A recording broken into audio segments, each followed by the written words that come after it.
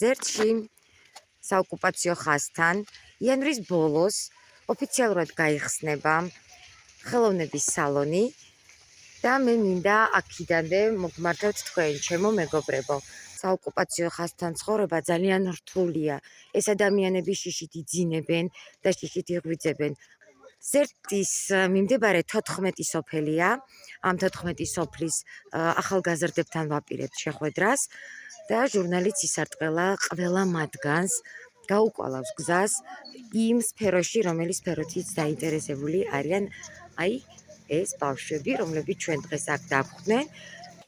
მე დიდი იმედი მაქვს, რომ კიდევ ერთხელ დავდგებით ერთად აი ამ ბავშვებისთვის, ამ ახალგაზრდებისთვის და აუცილებლად აუხდეთ იმ სურვილს, აუხდეთ იმ ოცნებას, რაც არის გქონდეთ მათ ხელოვნების სალონი.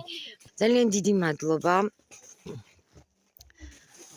ამერიკაში მცხოვრებ ქართველ ემიგრანტებს და განსაკუთრებული მადლობა ფესტივალს სამოსის სამშობლო, რომლებმაც ამ ბავშვებთან გამოგვატანეს ტკბილეული და მე კიდევ ბევრჯერ მაქვს თქვენი იმედი, რომ სხვა დროსაც გვერდით დაგვიდგებით და ერთად შევძლებთ ამ ბავშვებისთვის ლამაზი ფერადი სამყაროს შექმნას.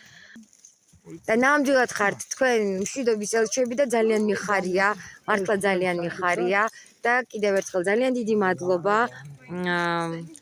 ანა ბალამწარაშვილს, რომელიც არის ქართველ ემიგრანტთა საერთაშორისო ცენტრის დამფუძნებელი და ძალიან დიდი მადლობა ამავე დროს კიდევ ერთხელ ფესტივალს, რომელიც სულ ახლახანს ჩატარდა ამერიკაში სამოსის სამშობლო, რომლებმაც შეგვაძლებინეს და აი ეს პროექტი მშვიდობის ელჩები გაგვაგრძელებინეს და ეს არ იქნება ნამდვილად ბოლო სოფელი.